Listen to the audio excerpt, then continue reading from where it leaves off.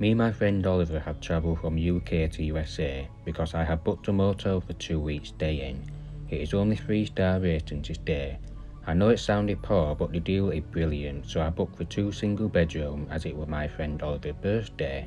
So we won't be staying in a motel all day because there are so many things to do in America and we will be out all day long.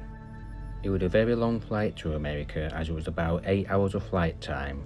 As soon as we arrived to USA, we had drove a long journey in the desert, and also it was very late, around 11 PM at night. We drove about an hour and have arrived to a motel. I looked at the motel and it was very dark and very old looking building. I realised that the car park in this area is totally empty, like there isn't any public in this area, it's just us two. Oliver said he didn't like to look at the motel, but he said that as soon as it's tomorrow, we got a big day all day to travel around USA.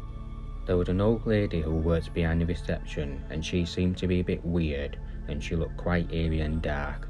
And I can see she's smiling and I know she's trying to be friendly to a customer, but she seemed to be very off by something. I did also smile to her just to be polite and said we have booked the motel for 2 weeks and we would like to check in. She did not seem to respond to me at all, and I said I got the money for the motel and placed the money on her desk. But still, she just sat there staring at me and my friend Oliver with a big wide smile on her face. I felt really disturbed. The lady slowly reached the key in a drawer and not said a word while staring at her. Soon she gave her the key. I said to Oliver, "Let's go, we need to go get some sleep for tomorrow." We walked down the hallway and when I turned around, I can still see the old lady staring at us. I found one of our rooms as a room number is 67. We both entered the room and looked around.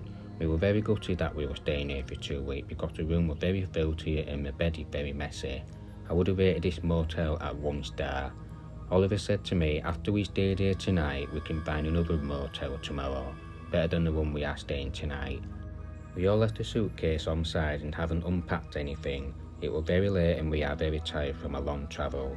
I went to sleep in my own bed and Oliver went to sleep in his own bed.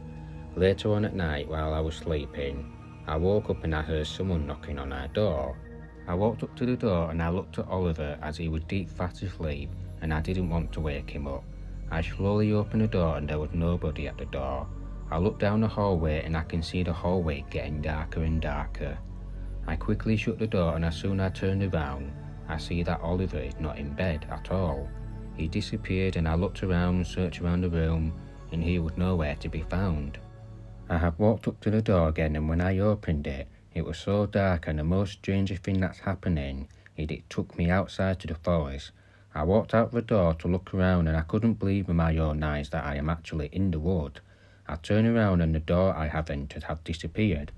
I'm all alone and I yelled Oliver, but still he is nowhere to be found. And I started to feel panic to myself and I'm hearing chilling voices coming from behind me. I ran through the forest and I can see one small graveyard stone in front of me. I walked up to the stone and the person name on stone is called Heather Swiss. I never knew anyone called that name before.